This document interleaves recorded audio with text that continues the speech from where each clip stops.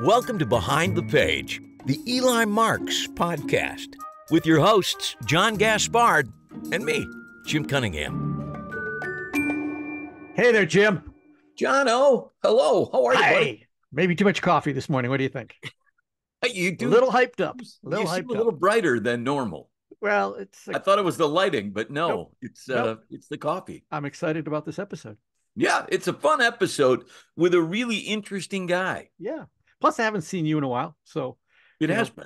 now I'm seeing you every 2 weeks instead of once a month on Zoom. So that's nice, but it's not often enough. It's just not often enough. And we got a very nice message about that very thing, that a fella is enjoying the every couple of weeks rather than the once a monthy. Yeah, I forwarded that one on to you. I've heard others say the same thing. I forwarded it on to you because he also said, is there a better narrator in the world for your books than Jim Cunningham? I don't think so. No, there probably is, but I was available, and I'm just happy to be involved. Yeah. Anyway, so here we are, still in season 4. We're at episode 7. And the guy we're going to talk to today, at the end of our interview last season with Teller, kind of out of the blue, he said, you know who you need to talk to? And of course we said, who? And he said, you need to talk to Matt Donnelly because he's got a really interesting story about becoming a magician. And Teller is not wrong about that. I haven't found anything that Teller has been wrong about. Well, I'm sure there is something. Telemachus. Well, yeah, I was sent an email by somebody from the Sisters in Crime group the other week that said they have a mentor program. Do you want to be a mentor and a mentee? And I just about broke out into hives when I read it. I went, I can't say mentee. Anyway, Matt Donnelly's story is really interesting. He came to magic later than most. I think maybe Rob Zabrecki holds the record up until now, but I think Matt Donnelly was a little bit older. When he came to magic, he had developed a unique set of skills. But what I do have are a very particular set of skills. Skills I've acquired over a very long career. Skills that make me a nightmare for people like you. And as he says when we talk to him, it gets stupid fast. It's not the norm, I'll tell you that. Like many of the magicians we've interviewed, our first question was about Matt's origin story, and it's a good one. When did magic first enter his life? First question, which we always ask, is did you get a magic kit when you were a kid? Was there any magic when you were younger? I did actually have like a Fisher-Price magic kit. It had like the 3 like primary colored doors on the top, and there's a couple of sliding rigs on the side. It was this perfect kind of black box briefcase. And I did like magic in that way. But I also would use it when I played with like, Batman and stuff like that and G.I. Joes, and it would be like a prison and you could escape prison and that kind of stuff. So I don't know if I necessarily was like so focused on it. It's funny because I didn't become a magician until I was 39 years old. But when I do look back, I had a magic kit. When we had to dress up for biographies in 3rd grade, I did do Houdini, and I did dress up as Houdini. And then I do remember spending money at the toy store around the corner. I grew up in New Jersey, and there's a place called Mike's Toy Store in Little Silver, New Jersey. And I would spend money on magic tricks then, as well as like, starting lineups and those kinds of things. So it's weird because I did remember having magic as a kid, but what never occurred to me was that there was magician mentors, that there was magician clubs. Like that just didn't exist in my town that I knew of. And so it wasn't until I was much, much older that I understood there to be an actual community of magic and magic instruction. Yeah, so let's talk about comedy then, because that's where you spent a good chunk of your life, right? I was a kid who got kicked out of class all the time for being a wise guy. And like there's people always tell stories like, oh, if I could go back, I wish I said such and such. And I always say like, you might not. You might not, because I was one of those kids who did always say the thing you weren't supposed to say, or had the quick comeback to someone who didn't expect it, and it gets you into a lot more trouble than it's worth, biting your tongue sometimes. And so I was always getting kicked out of classes, going to the principal's office and stuff like that.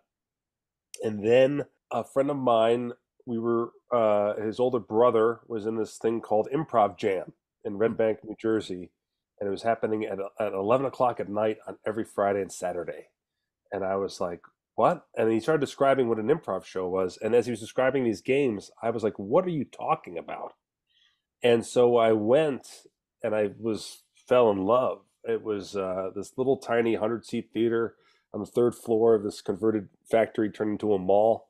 And I was just said I have to be a part of this. And so I started taking classes there, and eventually they put me on stage. And then all of a sudden I was performing every Friday and Saturday night from the time I was 16 to the time I graduated high school. And I just loved it. Wow. Now, Jim, is that similar to your experience with improv? Because Jim has quite a background in improv. Is that how you got into it? Well, we have a theater here in the Twin Cities called Dudley Riggs Brave New Workshop, and it is. I've performed on that stage. I love. Oh, that. you have? Okay, yes. So you know, it is a great improv-based theater company. All of the sketches that you see in any given show are written by the cast through improv, and then after every scripted show, we do or did a chunk of improv that night, and then an hour-long improv set on Saturdays. So I came to improv very similarly to your story. I started going to Dudley Riggs when I was in high school and fell in love with the art form and thought the people that were doing it were geniuses, and they were. Right. And then eventually auditioned and got cast and was part of that resident company for about 3.5 years. So. And this is where things can become delightfully full circle. First of all, Brave New Workshop's older than Second City. It's the oldest improv theater in America. I love it. And Dudley Riggs was also someone who performed at the Minnesota Renaissance Festival, where he met and became friends with Penn and Teller. Correct. And so they go way back. Yeah. That's where they met. We've talked about that on the podcast. Teller mentioned it when we talked with him that they had met before that. First time they performed together was at the Minnesota show, and I think the first time I saw them was at Dudley Riggs ETC, which was his other site, and they did a tremendous show there. And then I followed them incessantly from that point forward because they went so great. And for all the listeners out there, if you're near Minneapolis still has an amazing improv scene. They're still thriving. I just went out there recently and taught at the Minneapolis Improv Festival, and I still can't believe how much talent they still attract, how much their community really buttresses all their theaters. And Brave New Workshop still running their full-time reviews. I mean, that is 4 to 6 full-time employed comedians doing reviews in a small city. It's pretty great. It's really great.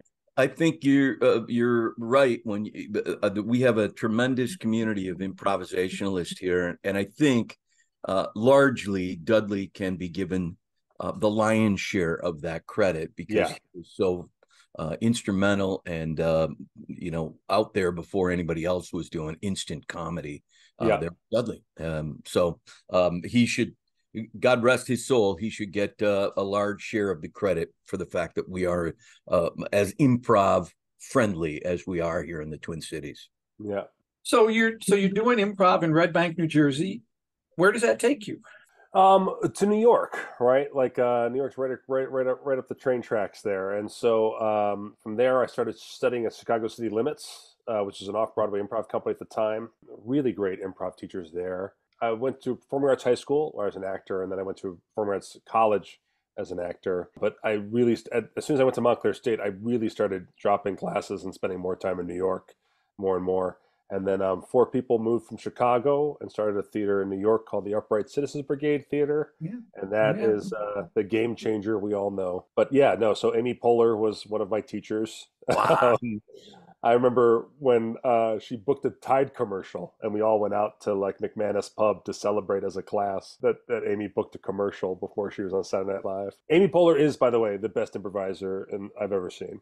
I wanted to ask you about that. What did you take away from her in particular? Because she has such a fearlessness on stage. And I think that's what sets certain performers apart is a Kate McKinnon or Will Ferrell, their willingness to just, our friend Mo Collins, who's from here and did Mad TV, had that same sort of thing where they're just completely fearless to go where they need to go on stage. Amy off stage was a boss.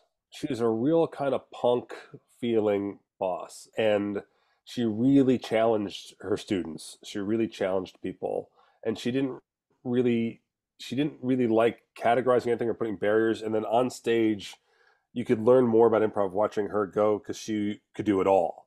She was really great at committing to characters. She was really good at addressing environments. She was a fantastic initiator. She's a fantastic scene supporter of initiators. She was great at walk-ons. She was fantastic at editing scenes. She was fantastic at pattern play. She could call a show at the right moment to say goodnight, everybody. Like, she just had a handle. I mean, I'm not even kidding. I really felt like she was like the Michael Jordan or Magic Johnson of improv. Like, I really just was like, it just was a better, if she was on the floor, it was a better game. It was so fun to see her play. Well, you certainly, that has been borne out by her incredible success. Certainly, yeah. I mean, she's dynamite on stage, on screen, wherever you see her, she delivers it. And I think there's something about, you mentioned all of those different things of improv. There's something about each one of those that can give you so much courage on stage. Once you've got sort of those things, there's very little that freaks me out, unless it's Shakespeare and I haven't done the homework memorizing. But other than that, the improv sort of burns that fear out of you. Oh yeah, I always say, like, the drug of improv isn't making it up on the spot. The drug of improv is consistency. That's what you're chasing. Yeah, that's exactly right. You think you walk in the theater because you're like, oh, I want to see what it's like to make it up. And once you start to do it at all, you're like, can I do this all the time? Can I really just walk up on any stage, connect with my scene partner, and make magic happen? And that's the real draw of it. That's what keeps you going to the theater. Yeah, I agree.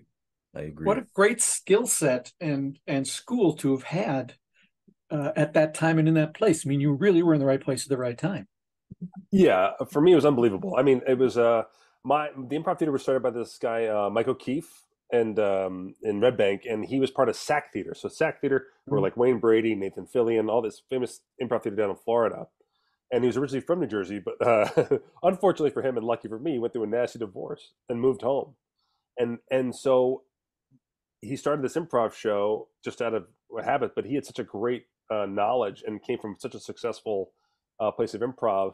And it was so important that it wasn't a school program. I know this sounds silly because I wish improv was a school program, but it was this really cool thing that was happening on the weekends that was not affiliated with any school or anything. And it just was this great social event. And so to earn my way onto the stage, almost get fired, then get back in and get even better. I went through a tremendous amount of flight time and a tremendous amount of like learning how to work with adults at 16 that really just kind of changed my world forever. Was there a moment on stage early on when something clicked and you just went, oh, I get it, I can do this, this is for me? Did you have that sort of road to Damascus moment? I was it turned out that basically they felt weird that the 16-year-old wanted to be on stage so bad that they put me on stage out of pity, and then we're going to say, okay, you had your shot, you can go home now, right? And I didn't know that until a tech guy told me. And when they took me out of the lineup, I actually went and studied. I grabbed books by Keith Johnstone and all this stuff. And then what clicked for me was, I'm not going to try to be funny. I'm around these really funny guys. I'm going to make them shine. I'm going to be the perfect scene partner. And so I just studied like all these things about status and status negotiation and, working with the environment and all this other stuff and trying to really just feed the fire. If my friends were cooking on stage, it was like, how do I keep throwing fuel on that fire? And that's when everything changed for me.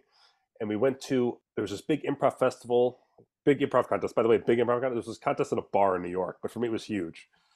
I was 17, and at the last minute, the improv director invited me to go with them to this improv contest. Nathan Fillion was going to join us. I was going to be doing an improv show with Nathan Fillion. Wow. I was out of my mind, right? And in order to go, I had to skip a basketball game. I was on the basketball team, and I said to my basketball coach, I'm like, hey, I got invited to this amazing opportunity in New York to come do it. I have to go. And my basketball coach said, like, what? He like, improv? What? Contest? Where? New York? Who? Like, this is basketball. My brother was and still is like a famous basketball player in New Jersey. And so like to be his younger brother was already hard enough. And then all of a sudden I'm breaking this basketball coach's heart. And I said, yeah, I got to go. I got to do it. And I left at halftime of my game to catch a train to New York. And I wasn't even told I was going to play. I just was going to watch, but this was an unbelievable opportunity. And so I went up there, and on the train ride up, he goes, I'll let you play in a couple of games. And so I'm up there, and they put me into some scenes, and the New York crowds were a little more sophisticated and with the improv stuff than New Jersey crowds were, New Jersey high school kids were, because that was who was going to our shows. And the crowd started laughing as I set up my performers. They started like laughing with anticipation as I was just getting the other guys going. And then they would slam it home and get these big laughs.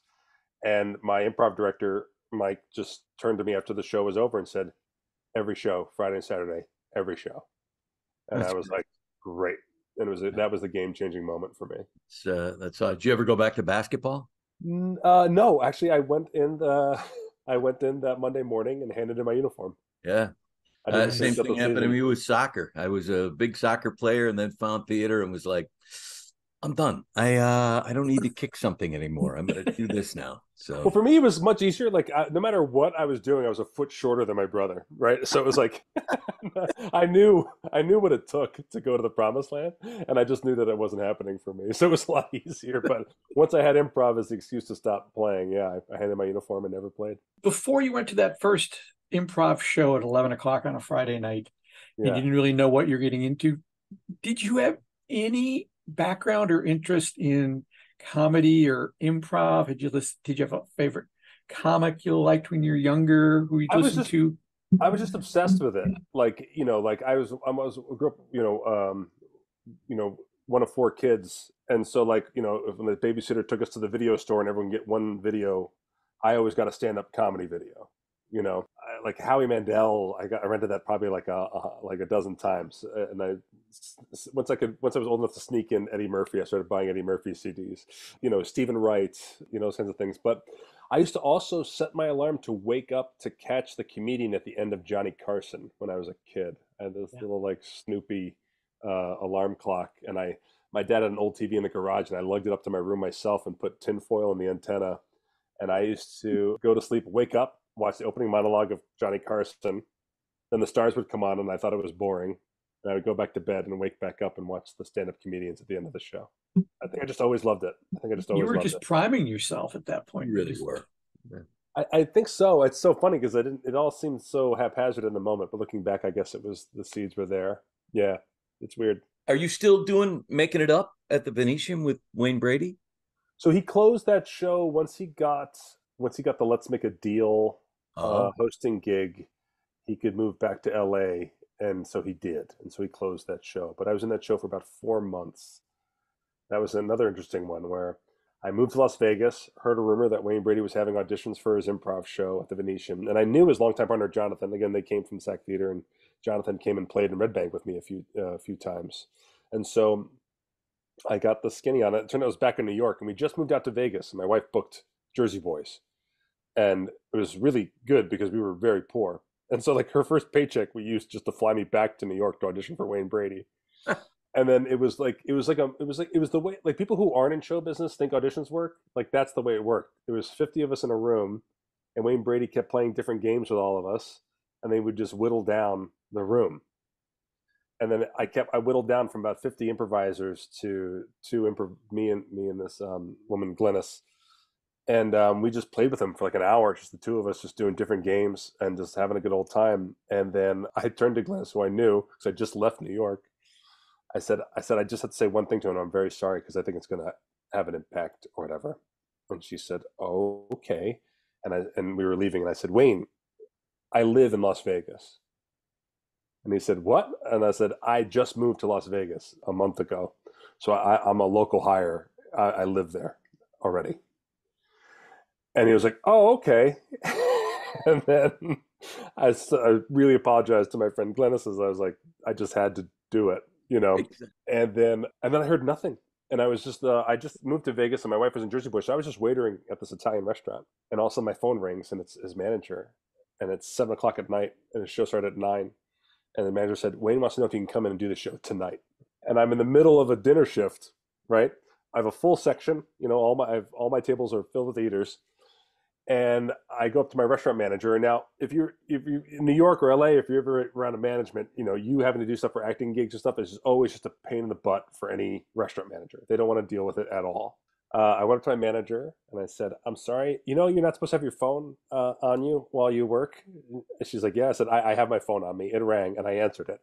And it was Wayne Brady's manager. And he's telling me I can be in the show at the Venetian tonight, but I have to leave right now. And she said, "How exciting! Oh my gosh! Who wears your section?" And she quickly got all these waiters to all grab one of my tables and cover my shift. And she was like, "Go, go, go!" And I took off my apron, left it there, got in a cab, went in my waiter outfit, my like slacks, dress shirt, and tie, to the Venetian. Hit one of those stores. I found like a sweater that could go over the top that would make it look like a sweater vest that make it look okay to wear on stage, and went on stage, sound checked, and did a show for 700 people with Wayne Brady, and it was awesome. Bet it was. So you quit basketball and you quit waiting tables, essentially the same fashion. Exactly. Here's my turned in a uniform. I don't want to be such a dramatic person, but I have these dramatic stories. Right? That's great. That's a great story. And that restaurant manager story could have gone a whole different way. I mean, that's absolutely. I thought I was going to watch beautiful. a bridge burn to death. Like I thought it was going to be like goodbye. You know. Yeah. Like I said, Wayne closed the show 4 months later and moved back to LA. And so I went back to that restaurant and they hired me. Oh, you did? And they took you back? And they took me back. Nice. Yeah. But they told you, leave your phone in your locker. Like the phone rule is still in effect. Please. Right. Yes. You might hear from the New Jersey basketball team that they want you back finally. This is without you. Was there ever any interest of getting on Saturday Night Live? Because that's, you know, that pool they draw from. What was your experience and thoughts on that? You know, I think I was secretly intimidated by it. Every time I thought I was going to take a shot at it, and I was on their radar. A different friend of mine would get hired. First it was Rob Riggle, who I thought was my type, and then he came and went, and then they hired my friend Bobby Moynihan. And once Bobby was on there and Bobby was kicking butt, I was like, I think that's it. I also could have been wrong and just been a big wuss about it. I never got to the point where I got to audition. I was on the radar. And this is going to sound so stupid, but I'm also really bad with tech, especially now in modern times. But like getting an audition tape together to make and send in, I just was really intimidated by the whole process. And so I never really got that together. It's a regret for sure, just because I'd rather have tried and failed than what happened, which is I never really got to fully try. But I've had a lot of friends get on the show and as writers or actors, and it's crazy. And no matter how crazy they make it sound, and no matter how underpaid they make it sound, everyone I think would still cut off their own limb to do a season of that show. It just sounds like the craziest thing.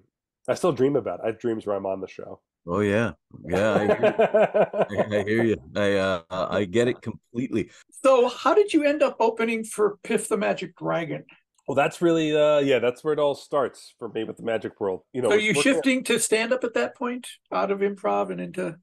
I started doing stand up more when I moved to Las Vegas because it was more available to me, and then I did a little bit in New York, but New York is so competitive out there, and I was still doing so much improv and teaching so much improv. But in Vegas, I started doing stand up a lot more and trying to write a lot more, and that's where I was a writer for Penn and Teller's Fool Us. So no magic background. I wrote for Penn and Teller on the Discovery Channel show and a couple of other projects, and then eventually Fool Us, where I wrote for the hosts. So how did you get that gig then? How does that happen? so Emily Gillette comes and sees Wayne Brady's show. I'm in it. And then she goes to see a local improv show and I'm in it. And then there's this like improv fundraiser and I'm in it. And she was like, I've been in town for a while and all of a sudden you're at every improv show I see. What are you doing? Who are you? And She has me host a celebrity poker tournament, kind of doing what you were doing at the Twins games, where I just go around the tables and get bits going. And from there, I get invited to be. Penn would have people over at his house for movie night. It was a kind of like a casual affair, but you can kind of get in that way. And I wasn't friends with Penn yet, but I was around him, and he talked about the Discovery Channel show that they were doing. And I just wrote an email saying, "Can I intern on this? I'll do anything. I just want to be around a TV show. Can I just work for you guys?" And Michael Goudeau, who is Penn's radio co-host and later podcast co-host, is juggling comedian. His wife and my wife were Mamma Mia together, and I had met Goudeau, and he was a super nice guy to me.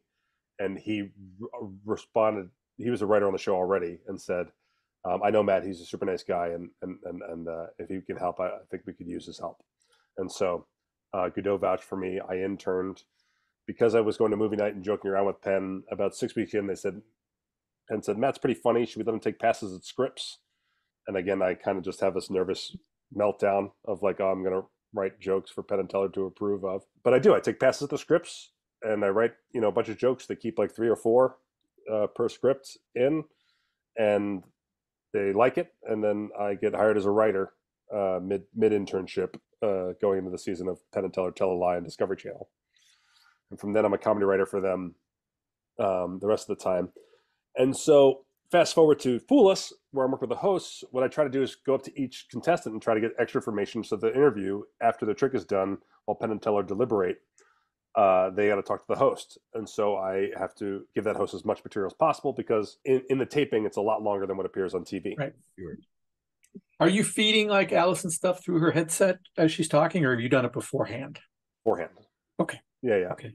And so I, prep the first like 5 questions kind of thing. And so I'm interviewing full-time magician after full-time magician after full-time magician. And all of them are like, "I've been doing this my whole life. I've never had another job. I've been doing this since I was 14. I've been doing this since I was 9. And I'm just interviewing, 4 seasons in a row, all these people who just seem to be really satisfied with their walk in life, regardless of the amount of fame they have. And so out of a bit of frustration in Penn's dressing room, I was like, I should just learn like 4 tricks, right? Like I should just learn 4 magic tricks and then, do what these guys do. Just seems like it's a lot easier to make a living as a magician than it is as a comedian. What did Penn say? In a tone that's like slow your roll, it was like, it's harder than you think. But then he thought for a moment. He goes, "But you might be better at it than you think. Why don't you try to just learn 1 trick first? Like, why don't you try before you get carried away? Why don't you learn a magic trick?" And so at the time, they were mentored by this guy named Johnny Thompson. Johnny Thompson was a famous magician in the 70s. Oh, yeah. Thompsonian Company, and legendary magician, and then legendarily generous with his time in the last 20 years of his life. He would just teach anyone and everyone magic when he could. And so I started asking Johnny if he would teach me some magic. And so I started going over his house, and Johnny Thompson started teaching me magic in his living room. Good Lord. You remember the first thing he taught you?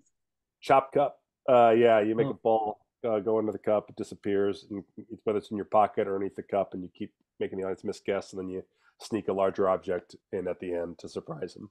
That's a pretty good teacher to start with. I was just going to say, Johnny Thompson is teaching you the chop cup right out of the gate. You're working with the best of the best.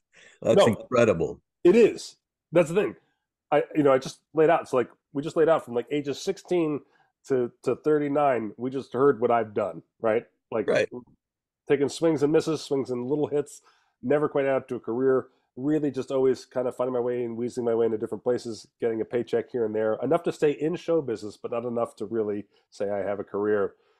Then I turn to magic, and it gets stupid fast. It gets real stupid. I can never write a book. It's just embarrassing, because the book is like, be friends with the most amazing magicians and make them teach you stuff. It's not a book you can write or publish. So no, Johnny started teaching me stuff, right? And so at the time, I'm in this show called 50 Shades, the Parody at Bally's. And it's a parody musical by 50 Shades, and it's going fine, but it is closing. And then I'm hired as a comedy writer for this new show, Opium, that's opening up at the Cosmopolitan, a circus variety show, where I helped construct the show. And there was a 6-month gap between the closing of the show and the writing of the other show. And in that 6 months, I still have 2 children, and I got to get a job, and I can't get a job that if I get a good job, I'm going to quit it, right? I have to quit in 6 months. I'm definitely going to do this writing job. And so I'm racking my brain of like, how am I going to do this? And I thought, Johnny has already been working with me on magic. I bet if Penn hears that Johnny's working with me, Penn will teach me a trick. And I bet if Johnny and Penn teach me a trick, Teller will teach me a trick. And if Teller teaches me a trick, anyone will teach me a trick. That's pretty much true.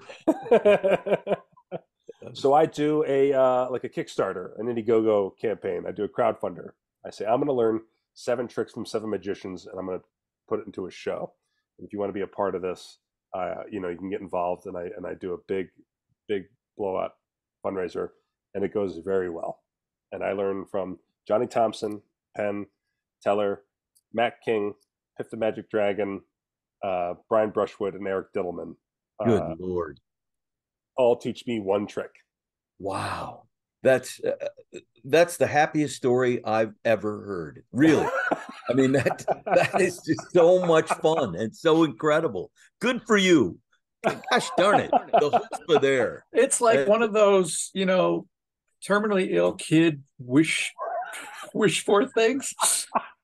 But I told you, that's it. I know it gets dumb. I can't write a book. Jeez, that's fabulous.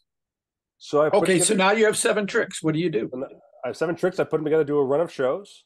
Magic is crazy hard. I work constantly on it every day for 5 months. And I go do my first show. Penn and Teller there, packed house. Piff is there, and it all on 4 of the tricks goes south. I mess up everything. I cut my thumb open doing the rope trick Teller taught me. Bleeding all over the place. I have to duct tape my thumb mid-show. And through all of it, I was funny. So as all the tricks were messing up left and right, and as all the things were putting on this hour-long show, I am just laughing and making fun of myself and making fun of everything that's happening as it goes wrong. Piff the Magic Dragon turns to Penn when it's over and goes, "Gosh, magic is hard." They go, "It sure is." Yeah. But then Piff turned around and said, I know I saw you on a bad night, but I think you can come out on the road and open for me, because what you have is definitely an act. What you have is an act. You have a real act on your hands. It's funny. It's everything. And he sits down with me and we go over my set list, and he just figures out the 3 or 4 tricks he wants me to do to open for him, and tells me just to work on those 4. And we go out for one weekend. It goes very well. And then he takes me out to comedy clubs across the country for the next 2 years. Oh, that's great. Is that where the Mind Noodler was born? Yes. Originally, I was Hillbill, the psychic hillbilly, because I imagined the show. I had dancers in my show and stuff. I imagined the show being this kind of big theatrical thing that would graduate to a theater. And then when I was opening for Piff, and people were like, where in Appalachia are you from? Or is your real name Hill? And I would be like, oh, no, I'm Matt. I live in Vegas. They would hate me. They would their faces would fall, and they would be like, I don't like you anymore. And right. I thought, gosh, I either have to become like the Larry the Cable Guy of magic, or I got to drop the hillbilly thing and just go with the Mind Noodler, with the caveat that all the magic I was taught in overalls. So I still wear the overalls, and I noticed. Call myself the Mind Noodler, because I really was like, I really haven't learned magic for that long, and I'm used to having pockets and places and stuff, and so I kept it. And I just dropped all the false bio stuff. So I'm Matt the Mind Noodler, and no one questions it. And if you look at me, you don't think, why isn't that guy in a tux? You think that guy looks pretty comfortable in overalls. And so I am a tubby lumberjack of a man. And so no one ever questions why I wear overalls, even though I don't do the character anymore. And even for the Magic Castle, I got ones made of suit material. I got these very fancy overalls made with suit material and a bow tie, and I just wear a jacket over it. And then the Magic Castle gave me special approval to wear overalls in the Magic Castle. That's fabulous. That's just fabulous. That is amazing. Yeah, it's just a great everything comes together in the perfect storm. The improv training and being a nice guy, and everything just comes together. It's funny. So strange. Because my children, they're 8 and 10, and they think Dad's a magician, and I think that's the craziest thing, because it was like, for so many years I absolutely was not.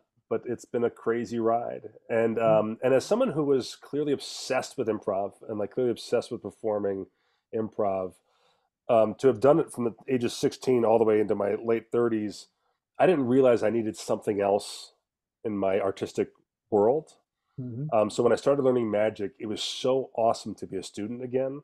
It was so awesome to be obsessed with stuff that I had to learn and figure things out again. And not that I could ever master improv, but I had reached the end of all of my curiosities. It just became a question of discipline, right? Right. And I was so happy to be unbridled and obsessed with something new. And it was really great to get something new going on in my world. And so, yeah, I've really been loving my little world of magic. Yeah, and where my improv is absolutely a superpower in that space. Yeah, I think listening to your story, many magicians listening to this will be going, I got to take some improv classes. Yeah. Oh, you really should. Yeah. Yeah, it really does. I can only imagine how that gives you such a firm platform to spring from. If the magic should go wrong, you've got all of this other stuff that you can reach onto and grab and save yourself. That's why I hate doing magic, is because, you spend 10 minutes working up to this thing and, oh, crap, it didn't work. Now what? I'm going to look like an idiot. That's always the funniest thing about magic. Penn says it best. He goes, man, when magic doesn't work, boy, is it just a gigantic waste of everyone's time. It's just a huge waste of everyone's time.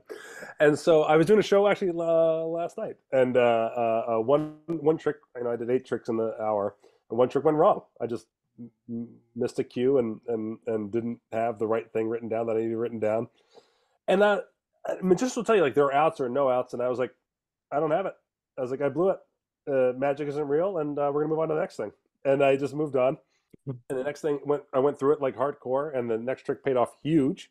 I got this applause, and as the applause died down, I go, kind of makes up for that book trick not working, right? And they got this second laugh on top of that, and just moved on. And I thought the audience actually seemed to like that I was just honest, like, this messed up, I'm moving on, and now there you go. You're like a juggler, where you dropped it, and then you did the next thing. It was even harder, and they love you because they saw a mistake. If you talk to magicians, they're obsessed with outs. If this goes wrong, you have this. If that goes wrong, you have that. And it's true. And there are tricks where you definitely should do that, and you have to have that. But my primary influence in magic is Penn and Teller, and they really don't. I remember when they came back from the pandemic, we were working with putting their show back together, and Jeff McBride, another big magician here in town, came in as a consultant. And with all these tricks, he kept going like, "What are your outs?" And Penn and Teller kept going like, "Oh, we don't have outs. We don't do outs." And so I feel like I came from that school of thought along with them, and so I don't really do too much of that, trying to like turn these little things. If it goes wrong, I think improv always says like you celebrate those things, and so you celebrate the mistakes. Mm-hmm. You let the audience know you're human, and as long as it's not your last trick, I think you're okay. Yeah. So with all of that, how do you end up on Fool Us? As a contestant? Yeah, as a contestant. A surprise contestant, apparently. Well, they're all surprise contestants, but a huge surprise contestant. They were very surprised because I was very young in my magic career. I just knew, look, any magician will tell you, if you get on Fool Us, it just helps you book work so fast. And I really just wanted to work. And so I had the luxury of working behind the scenes on the show with the host and stuff. And I just was eavesdropping on a conversation where they were talking about how they were light on that particular season. They were light on comedic Americans. They didn't have any funny Americans on the show. And I said, oh, I got some stuff or whatever. And of course I showed them all my stuff, and they liked only one of my things. But they worked with me really hard to make that one thing kind of TV ready. That's the interesting thing about Fool Us, is that it's a great, at the time they used to have Johnny Thompson before he passed, and Mike Close, who they still have, right, from the magic perspective. And then they have Lincoln Hyatt, Andrew Golder, and Dennis, the director. They have all worked in television or magic forever. And so all of them work on your trick at the same time. And so it's a really great way to test how good your magic tricks are. And so I had this duct tape prediction where I duct tape on my chest, and then it's wrong, and then it's duct tape on my belly. And I rip it off and hand it to Teller, because Teller likes disgusting things. But so yeah, I just said, hey, I got some stuff. And so they started working with me on it, and they put it in the lineup. And I definitely was, I think, in the maybe pile, right? Mm-hmm. And then they kept working with it. And then I remember doing it in rehearsal, and the rehearsal was just dead in the room. Everyone in the room had already seen the video, so everything I was doing wasn't surprising anybody. And so I was going through trying to do all this stuff, and the rehearsal was a total disaster. And they're giving me all of these notes. I mean, just 5 4 or 5 people just shouting notes at you, not shouting, but talking at the same time, giving you all these notes to like make it better. And you're just saying, okay, for like 20 minutes, you know, trying to make it as best as you can. And in my head, I was like, just get me in front of an audience. Like, trust me, this in front of an audience, this close the comedy clubs. I know I can connect with the audience. And sure enough, I get out there and it just lights up. And I bring Penn and Teller up, and they're a part of it. And this audience volunteer, and the audience is just roaring. And the only problem is with all the laughter and all the improvisation, something that was supposed to be 5 minutes took 14 to shoot. So there's a lot of editing involved in getting the trick down to its arable level. But it's still, if you look at it, it's one of the longer clips you'll ever see on Fool Us. Is that clip? They do a very good job of cutting those things down, though, where you don't lose any of the key stuff. The show is dynamite. They do a great job of looking out for magicians. So anything they cut, they're not cutting to. The audience still should be able to have enough clues to figure out stuff. They do their best not to even have any bad angles, that kind of thing. They really do their good job of they all want to know how the magic works, and so that they can make you look great. And I think that's different than a lot of the other shows. Yeah, and Penn and Teller are always so kind. Yes, I've never seen them rip somebody up and down and left and right. They're just so kind. They will always say, well, you didn't fool us, but dang, we enjoyed every minute of that. That's a good act. That's funny stuff. And that's to me, man, that shows their incredible love of the art form and also their generosity to fellow performers. Did they not know that you were, I mean, is it true that they did not know you were about to walk out? They did not know. No, they had no clue. No. That's fantastic. Yeah. The writers on the show is going to show up as a contestant, and the 2 leads are taken by surprise. I love that. Yeah, it was awesome. I mean, it was such a great experience all around. Surprising them, and that really, you know, putting that together. Like Teller said, like, boy, what you said, the trick you actually did was kind of, you know, simple, but like what you made it was so much bigger, and he was so thrilled with how big that trick was compared to most of the time you see people do it. They do the same trick. It's with like a serial number on a dollar bill or a phone number or something like that. Not duct tape on your chest underneath your overalls. Fantastic. And so, but that was put me on the map. So when Teller later had like neck surgery over the holidays at the Rio, they did Penn and Friends, and I got to be selected as one of the guys to open for Penn and Friends, and that was all because of the Fool Us. That's just great. What I really liked, and I said this to John before you joined us on the podcast, what I really, really, really like about you is that you take stuff that is, from a magician's point of view, pretty standard, and you tweak it in a way that makes it 1,000 times more you and 1,000 times more engaging for an audience. So instead of, here's a deck of cards, peek at one, it's here's some baseball cards because I'm a huge baseball fan. That's the kind of stuff that separates the average from the great, I think, and you're doing that already. I mean, I don't know if I see it as a greatness thing, but I see it as my only way. You know, when Penn taught me to be, you know, when he thought about me actually being a magician, he said, skip cards. There are 13-year-olds who can do stuff you'll never be able to do if you start now. You'll never catch up, and you can get lost trying to be very good at cards. He goes, so skip cards. And he said, do everything from the waist up. So no matter what size theater you're playing, you're not going to learn that much material. So no matter what size theater you're going to play, if you're from the waist up, you can play any theater. And so that was just amazing advice to start with. And then, I was basically trying to, can I do comedic takes on mentalism is how it started. And then can I just do very comedic takes on classic stuff? And then that was basically my only way I thought that I could shine and work quickly, was to just really just take something that isn't typically comedic and put a huge comedic stamp on it. Yeah, it's working. Now I'm finally starting to actually construct tricks on my own that are funny, but I'm not just doing a blank version of that, you know. But it took, you know, but I knew not to rush it, because I knew I can't get in there and think I can just invent everything, you know, when you're in. And so I'm just really kind of trusting the process and the flow. And plus, once again, I have the unfair advantage of being able to run my stuff by great working minds to quickly edit and adjust anything I'm working on. Yeah, that is an advantage, boy. I'll tell you what. But it's an earned advantage. Yeah, right. Exactly. I'm not. You No, actually no. absolutely got there the right way. But Right. what a great place to be. If you can call, if you're a dancer and you can call Barishnikov and ask him about plie, that's pretty great. And you're calling that level of magician and saying, "Let me ask you a question about the chop cup. I can't get." Yeah, all right. Let me walk you through it. That's some great Yeah. stuff, man. Yeah. Do Actually, you yeah, have if you, a 5-year plan or a 10-year plan? I'm just at the end of my 5-year plan because I started 5 years ago, a little over 5 years ago, and I wanted to be on tour on my own. And I'm about to go on tour with Foolers Live with 3 other magicians. We're doing Penn and Teller's Foolers Live. We're doing a 5-week tour across the country, and that's all I wanted to do was that. And so I'm thrilled that it's actually happening. So Good for mission you. accomplished. What's the next 5-year plan? I don't, I'm trying to figure it out. I mean, the thing about the Vegas headliner thing is that I think because it's gotten so standard in people's minds, I don't think people realize that that's not a thing that's gonna, I think, always be there. I don't think every casino is like, where's our magician?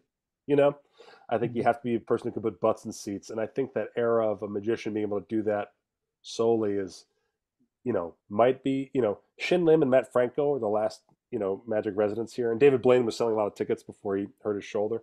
I don't know if you can just be the next person because I don't even think if you won America's Got Talent, you'd be the person that sells those tickets anymore. So I cautiously try to think of different ways to be involved in a Vegas show, perhaps be an element of a Vegas show would be a big goal. And I think about off Broadway, off Broadway, Broadway. I would love to spend time back in New York where I came up, where all my comedy stuff happened for me in a great way. I would love to go back to New York with my magic show. What advice do you have for anybody who's thinking about switching careers and getting into magic?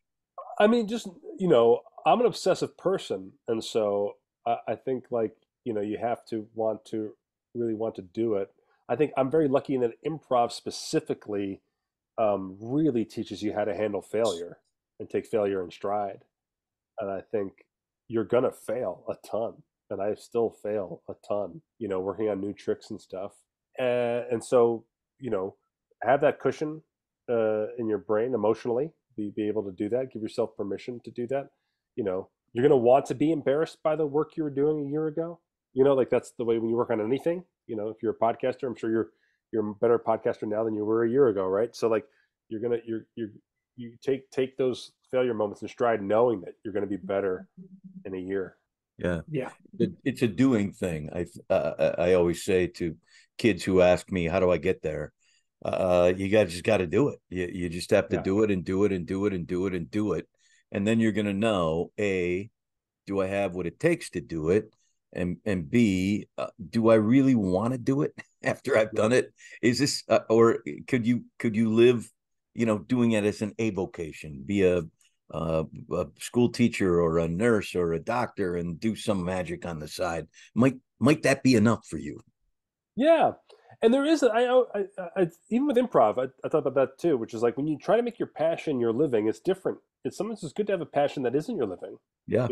I agree. So there are a lot of people who are doctors who do magic tricks and love doing magic tricks, that way it's always a fun outlet for them. I think it's important to do that. Yeah. I'm as stereotypical as it sounds. I'm a pickleballer, knowing I'm not going to try to do anything with pickleball besides play. I just like any of my friends. I think it's really important to have something that's not something I'm trying to make vocational in my life.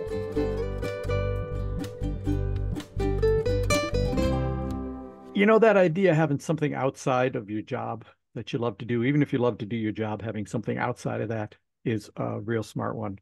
I don't have that. That's not necessarily completely true, but I have a lot of interests, but there's nothing outside of what I do that isn't, what I do. And maybe I should think about. Well, he mentioned pickleball.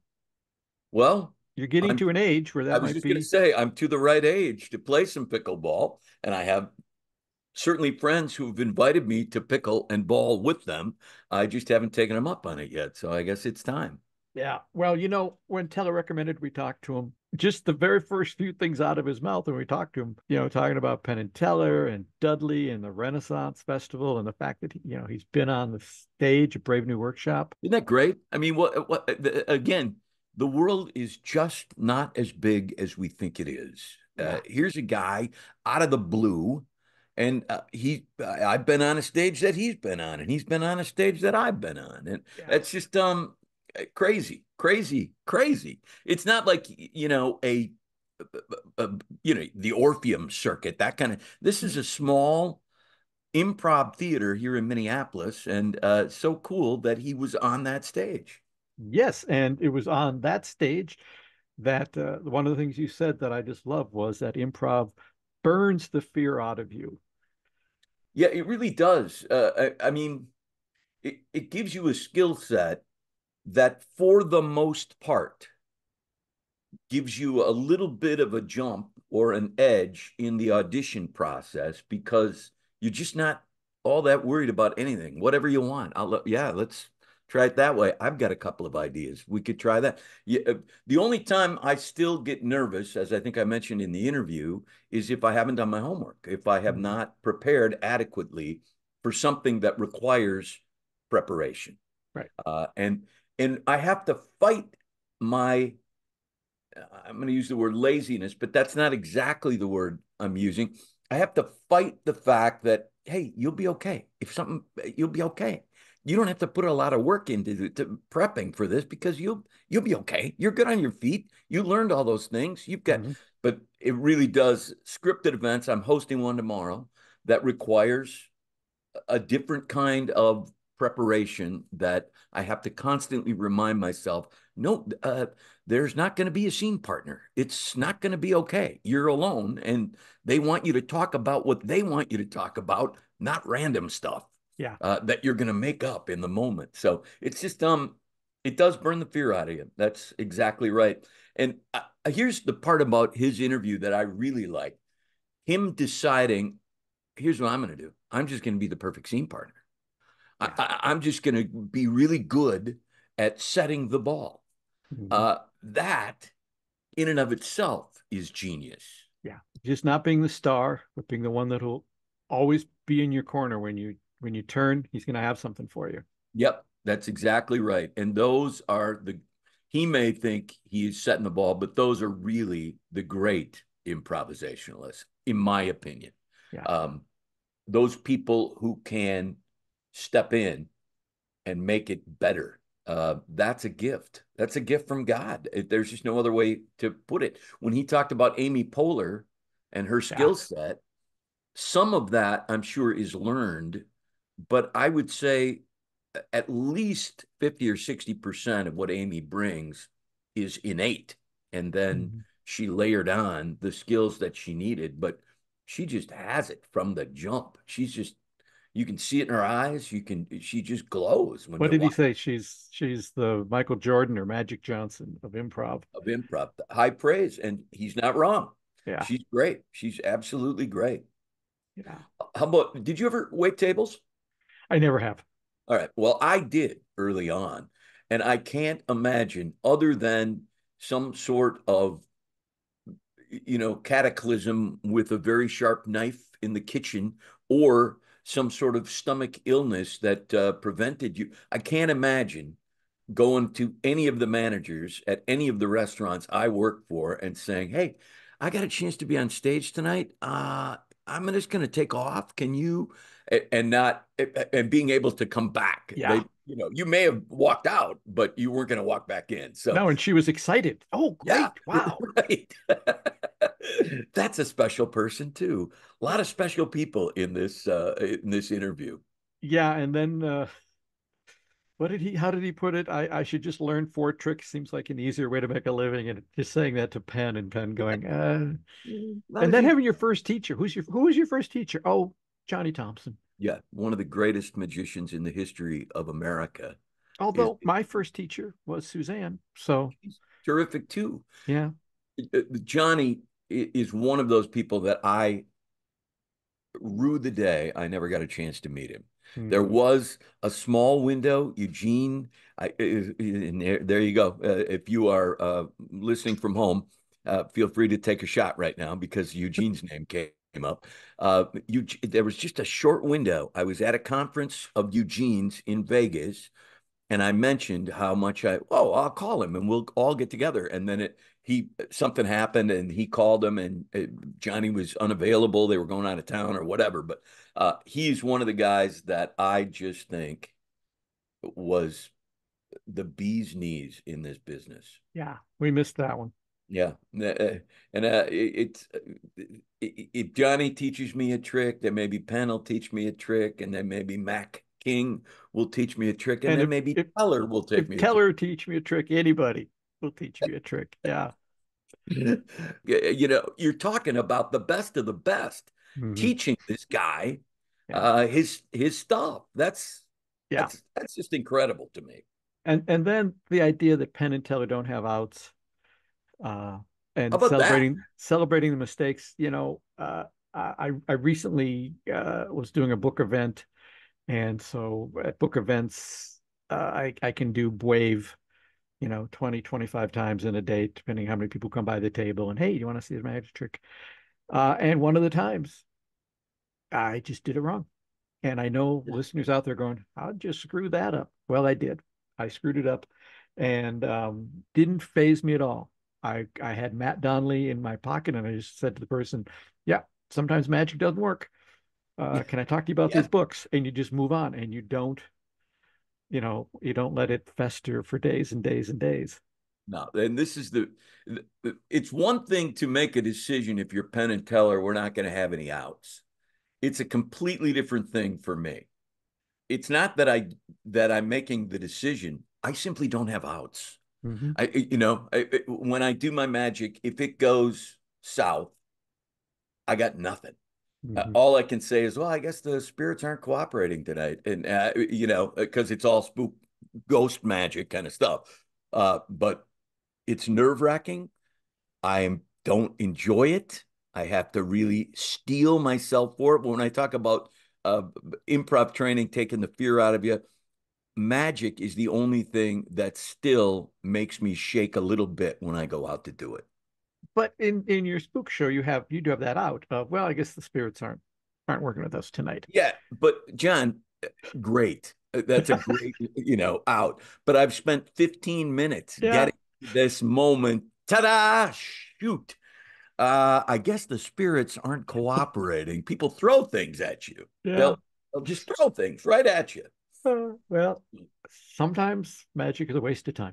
Yep, that's true. And speaking of wasting time, don't we have a book we're supposed to be reading? Holy mackerel. I think we should get down to business. I'm ready and raring to go to read chapter 7, but you got to remind everybody what happened in chapter 6. Right. Okay. So chapter 6, Eli had breakfast with Harry. Harry recounted that Quentin did the ice block trick for him the night before. So Eli missed that. He talked to the manager of the theater next door. That's Tracy, revisited the crime scene. When he gets back from that, he finds that Harry, who's supposed to be working, is actually reading Quentin's book instead of doing inventory. And then Harry gets very, very excited to find out that Eli is going to go talk to the author, Clifford Thomas. And that takes us right into the next chapter.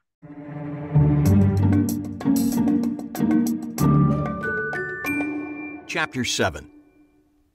Harry's book or two turned into 5, all hardcovers, which I lugged under my arm as I made my way up the immaculately shoveled sidewalk in front of Clifford Thomas's Summit Avenue home. The lumber barons who built St. Paul had erected giant tributes to their wonderfulness on Summit Avenue in the form of block after block of truly impressive mansions.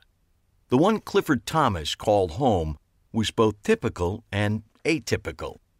It was certainly large and imposing, but it also possessed a certain whimsical charm, including cast-iron bats built into the fence that surrounded the house and 2 decapitated snowmen in the front yard.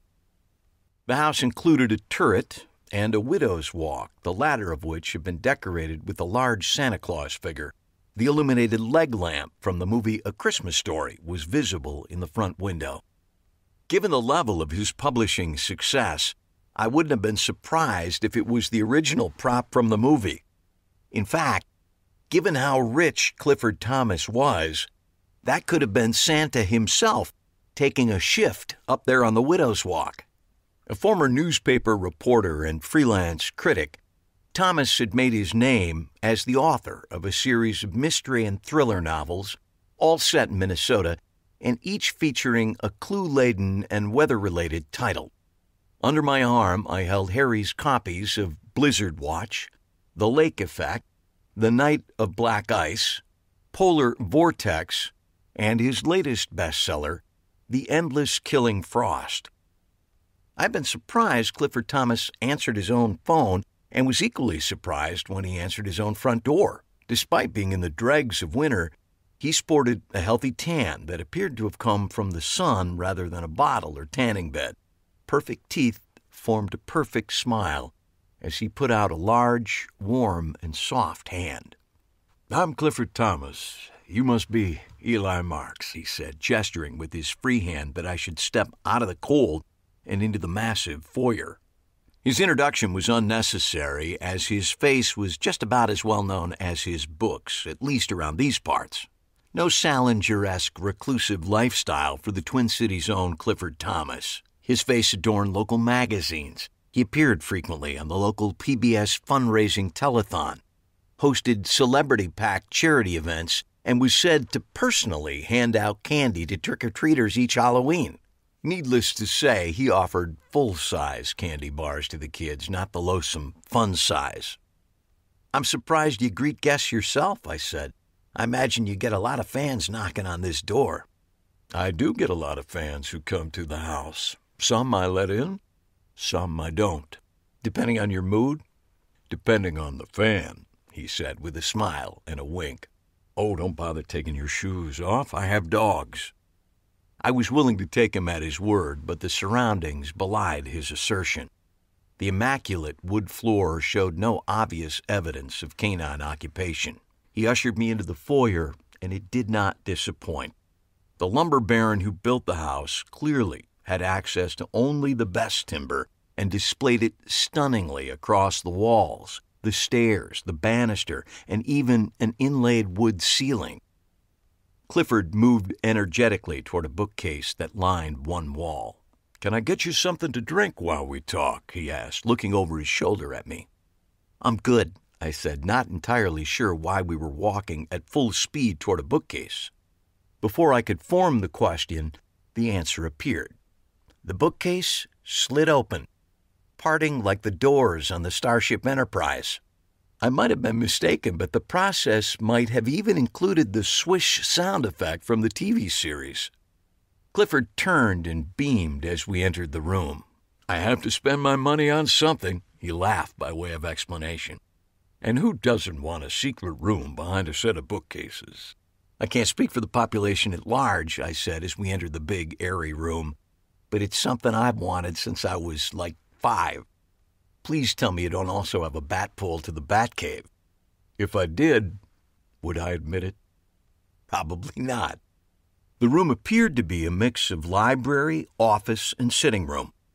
One wall consisted of large leaded glass windows, the corners featuring a bit of stained glass. 2 other walls were lined with actual bookcases, while a large writer's desk took up the center of the room. Atop the desk was a vintage IBM Selectric typewriter, and next to it, a stack of typing paper along with various correspondence. Clifford must have recognized the 5 hardcovers were weighing me down, for he gestured to the desk while he scooped up the typewritten pages and straightened them into a neat pile. "Returned and remaindered?" he asked, gesturing to the stack of books I'd lugged in. I shook my head. "My uncle, he's a fan. He was hoping for an autograph. Or 5. "Not a problem." He smiled as he made a final adjustment to the neat stack of paper. He looked up and caught me watching him. "The latest novel?" He shrugged. "Maybe. I'm in the midst of rereading and editing. Not sure if it's ready to go or not. Let me tell you, Eli, novel writing can be a real bear.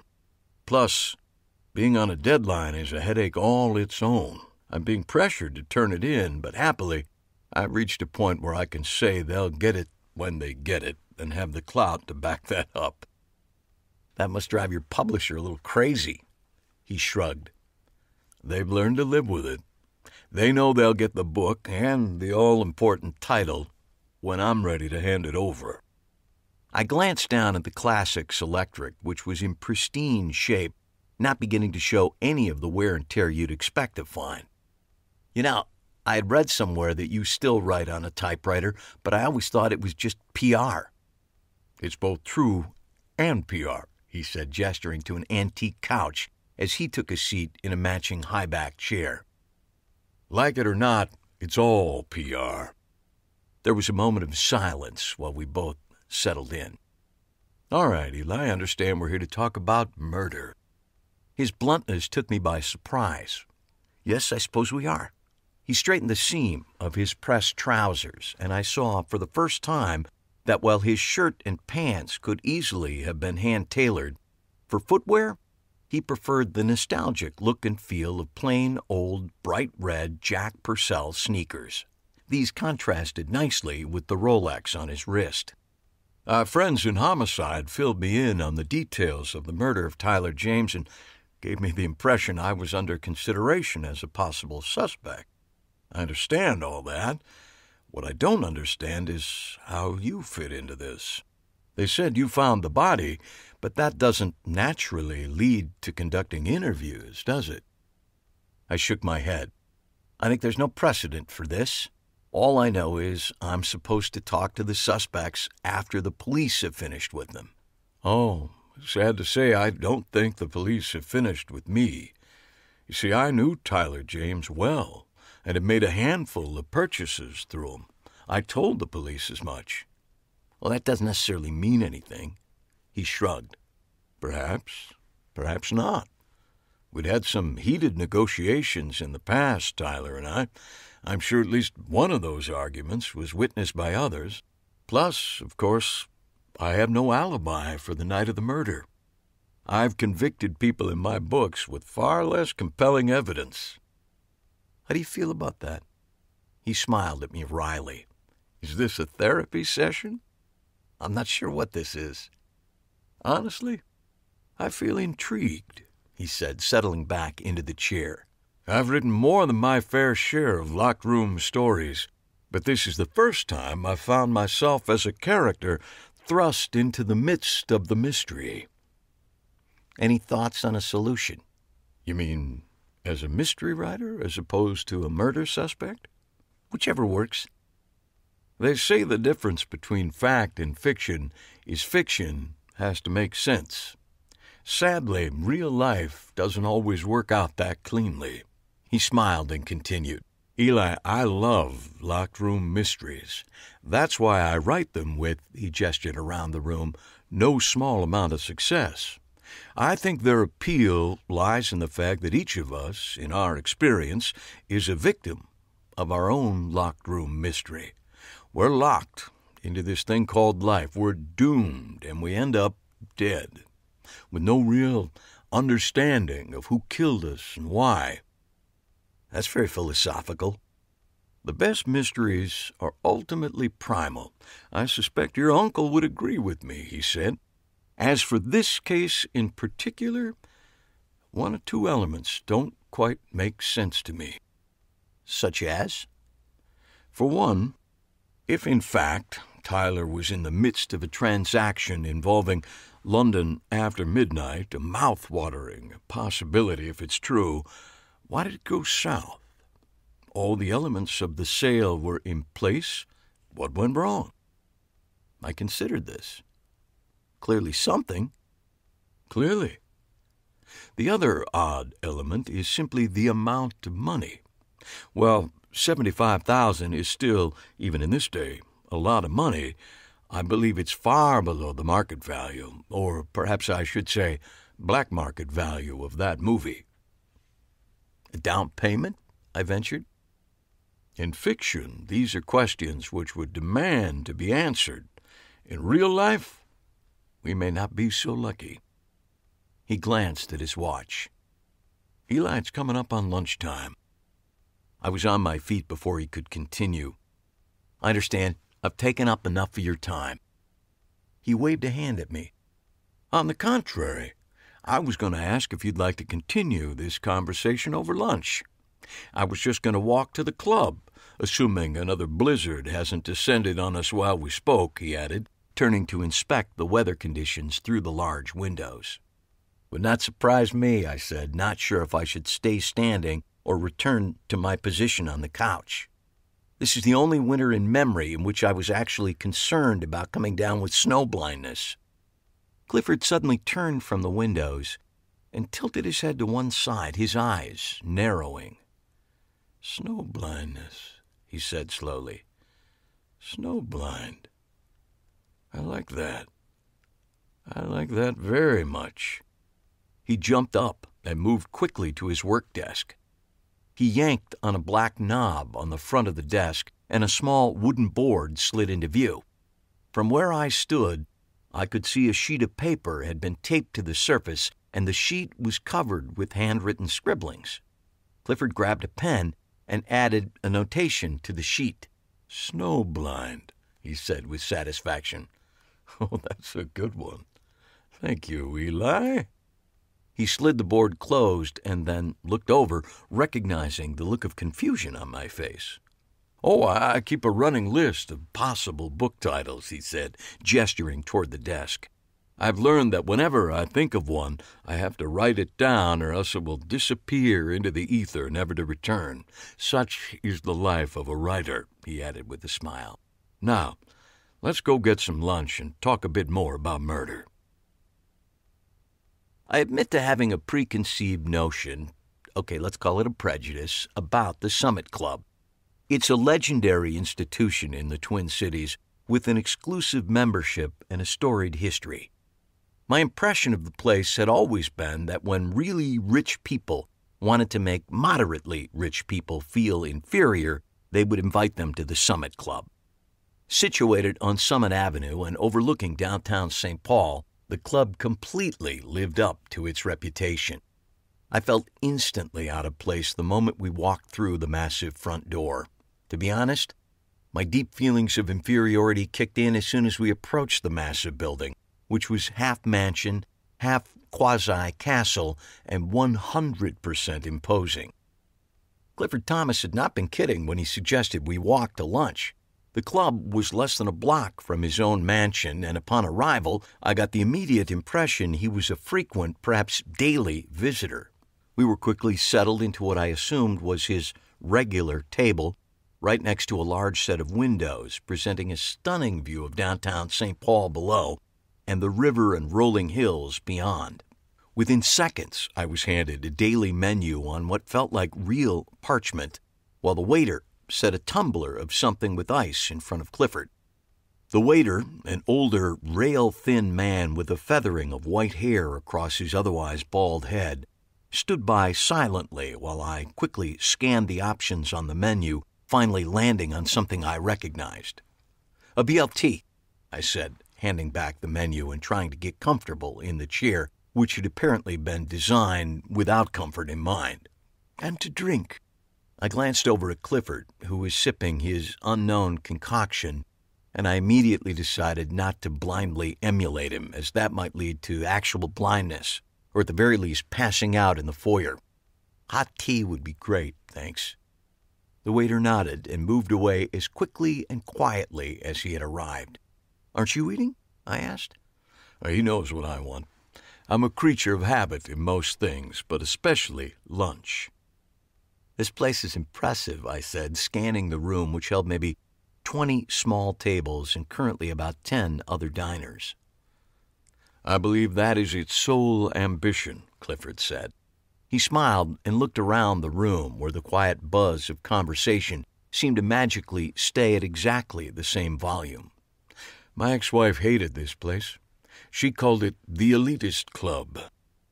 I'd forgotten he even had an ex-wife, and might not have known about her if not for my late Aunt Alice's reading habits. "Oh, yes, my Aunt Alice used to read her books." "Why did she stop?" "She died," I said. He gave me a sympathetic nod. "As good a reason as any to stop reading someone's books," he said, "but not the reason I stopped reading hers." "She writes mysteries too, right?" I ventured. "That she does. The Mother Goose murder series, he said flatly. She's done quite well for herself. Lives in Manhattan, on the Park. Last I heard, she was dating a police detective. That's funny, I said. Haven't seen the humor in it yet, he said, smoothly handing off his empty glass as the silent waiter placed a new one on the table in front of him. No, I said, trying to pull myself out of this unforeseen hole. I mean, I have an ex-wife, and she's also involved with a police detective. Married to him, actually. Ah, he said, taking a sip of the fresh drink. Is that why she's your ex? A crowded bed? I nodded. Yes, I said, not sure I enjoyed his turn of phrase. My marriage fell victim to something just as primal, he said, his gaze falling on the skyline over my shoulder. I waited, not sure if I was meant to delve further. He continued without me. Jealousy. Simple jealousy. I can admit it now. I thought I should be the famous writer in the family, but fate clearly had other plans. I nodded, but at this point I wasn't sure he was even really still talking to me. When she wrote the first book, The Mother Goose Murders, I thought it was a lark. You know, a passing phase. That is, until her book rocketed past my latest on the New York Times bestseller list. Then came Murder at St. Ives and Simple Simon, A Taste for Murder. He didn't exactly spit out the titles, but his tone made it clear he had little love for them. His eyes shifted back to me. And suddenly, she's the one on the book tour. She's the one making movie deals. She's the one everyone wants to see and touch and purr over. He took another long sip. But, I said quietly, not sure I was really part of this conversation, your books are bestsellers. You have movie offers. You're... I couldn't think of the right words. A big deal, I finally said. He clucked his tongue. Of course, I knew that on a conscious level, but that's not where jealousy does its best work. No, Eli, it's a persistent little devil. Eating away at a relationship, destroying the underpinnings before you even realize the level of damage it's doing.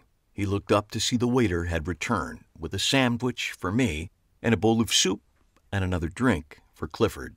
Heed my advice, he said in conclusion, as he stirred the soup absently.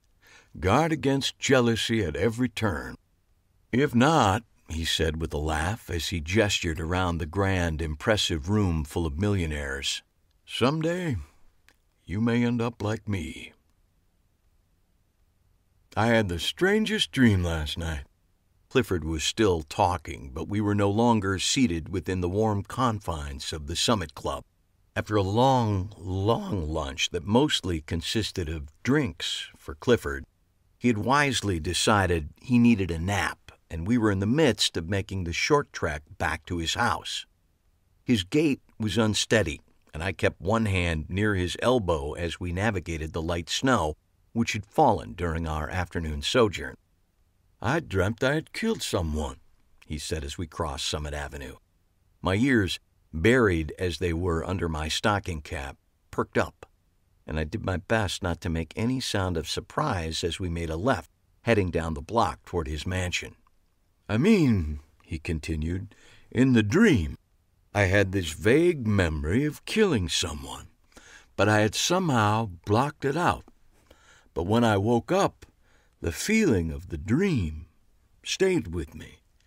Has that ever happened to you? He turned toward me and I shrugged. I'm not sure I know what you mean. He stopped in the center of the sidewalk. I think it's a fascinating feeling to suddenly have the sense you've committed this horrible crime, but it's only a vague feeling and you have no actual memory or proof of the incident. It exists, if it exists at all, in the never-never land of dreams. He looked around to get his bearings, spotted his house, and continued toward it, with me one step behind on the narrowly shoveled walk. Like a repressed memory, I offered. Yes, he said, turning to look over his shoulder as we walked. His eyes were narrow slits, and he appeared to be having trouble focusing them. I think that might be the premise for the next book, he added, as he turned back and continued toward his house. I followed and nearly collided with him when he suddenly stopped and pivoted around. "And I'll use the title you gave me," he said, loudly, clearly excited by the sudden flow of ideas. "Snow blindness, that's perfect. I have to go write this down. Eli, never forget to write the good ideas down. There are some who say good ideas never really go away, but in my limited experience, that's hardly ever the case." With renewed energy, he spun around and increased his pace, making it difficult for me to catch up to him. I doubled my speed and caught up as he climbed the steps to his massive front door. I stood at the bottom of the steps and looked up as he inserted his key in the lock. He turned to me as he pushed the door open. "Thank you, Eli," he said, smiling down at me. "Thank you for a most productive afternoon." "Sure," I said, "about the books I brought from my uncle." Too late. The door shut with a thudding finality, and then all was quiet. I looked up at the dark house as one light popped on in what I guessed was the library we had sat in earlier. The only other light came from the Santa on the Widow's Walk. From this low angle, there was nothing jolly about this old St. Nick. The gray light of dusk and the dim bulb inside the plastic figure gave his features a decidedly menacing appearance.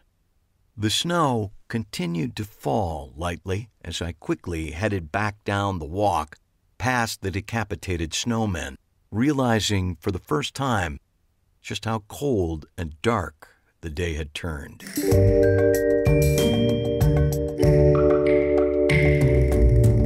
So the Summit Club is on Summit Avenue in St. Paul. It's made up, but it isn't really. It's the University Club. Yeah. But I just call it the Summit Club. But I bet you pictured the University Club when you were reading it. Absolutely. Absolutely. You can kind of picture one of the houses across the street from there that he would have stumbled home to. He must be doing okay living in a big house on Summit Avenue. But I got to say, that hill coming up from downtown St. Paul alongside I was coming out of there for some event where it was a long line of cars. And folks, this is a 3-block hill. Yeah. And it's, easy. I wouldn't say it's straight up, but it's pretty close to straight up. And it's very much San Francisco. Yeah, a manual transmission. And it's one car at a time creeping out at the top of that hill, making a left or a right. I don't think my knee has recovered from shifting. And this is what, 20 years ago? Oh, a long time ago. Yeah, long time ago. Yeah, so if you are from the Twin Cities and you know the University Club, that is the Summit Club. I think I mentioned last time that the character of Clifford Thomas is the ex-husband of Barbara Thomas from the book The Riverologists. Another little inside baseball is Clifford Thomas is based also on an author who was from the Twin Cities, very big in the late 70s, early 80s, named Thomas Gifford. That becomes Clifford Thomas. And for those of you who really like Easter eggs, all of the suspects, most of the suspects in this book, their names are drawn from the titles of Thomas Gifford books. So that's a little fun game you can play and go through and go, oh, the character of Glendower, that's from the Glendower legacy. Oh, yeah, okay. Yeah, so that's just a funny little Easter egg hunt there. And also, I don't know if we mentioned it last time, you are kind of doing Garrison Keillor with that voice. It's an homage.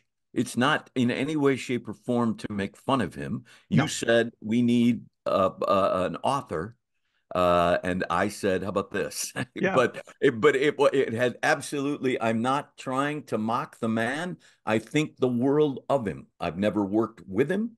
I've had 2 encounters with him. Both of them were utterly, completely charming. You want to hear him? Sure, why not? So the University Club, which is what we're talking about, next to it, there is a big mansion, and on Halloween night, they decorate the inside of this mansion, the dining room where monsters are eating brains, and they're Dracula, and it's nothing live. They just set up these mannequins, and in the living room, the monsters, another set of monsters, are waltzing to music, and you can go up there and look in the windows, and on Halloween night, literally, there are thousands and thousands and thousands of people that show up to go up and look in those windows, get their Hershey bar, and get out. So we did it one year. Oh, let's do that. And so we did it. And my kids were, I don't know, 27 and 28 or something at that exactly. point. Yeah. We need the candy. Yeah. And we thought, well, instead we had to park, 6 blocks away. Not down that hill, I hope. Right. No, up the other way, way, not down the hill.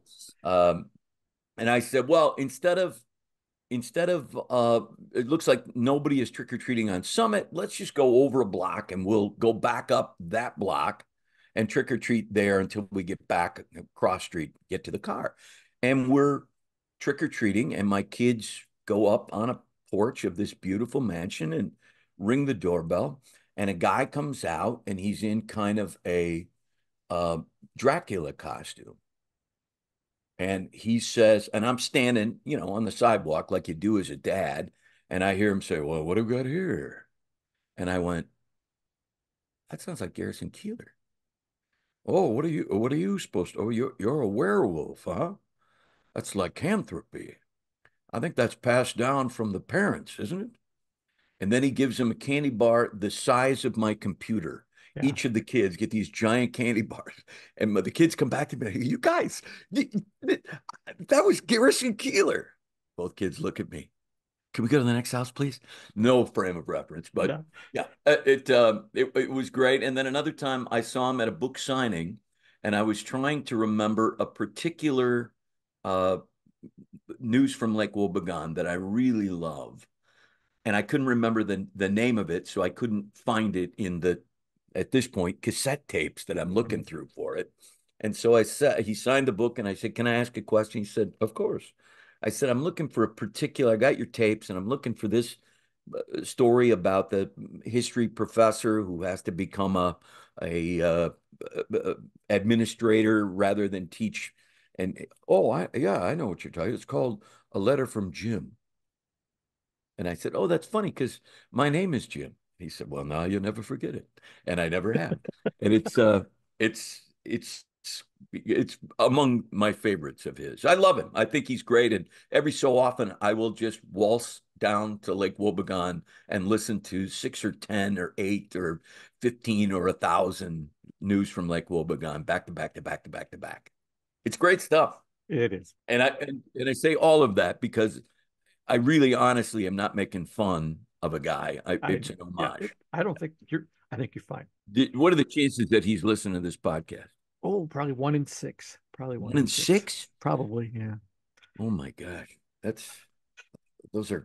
don't like those odds at all. I thought it would be, but whatever. If he's listening, I'm a fan. All right. Well, that's about it for episode 407. Next time, we're going to listen to chapter 8 of my book. We will not be doing any Garrison Keillor on here. So if you want to unsubscribe now, just hit that unsubscribe button. And we're also going to have a little revisit from our friend Mike Caveney. Ooh, it's a good one too. It is. So that'll be next time. We're going to do chapter 8 of The Miser's Dream and a great story from Mike Caveney. Until then. That's the news from Lake Wobegon, where all the women are strong, all the men are good looking, and all the children are above average.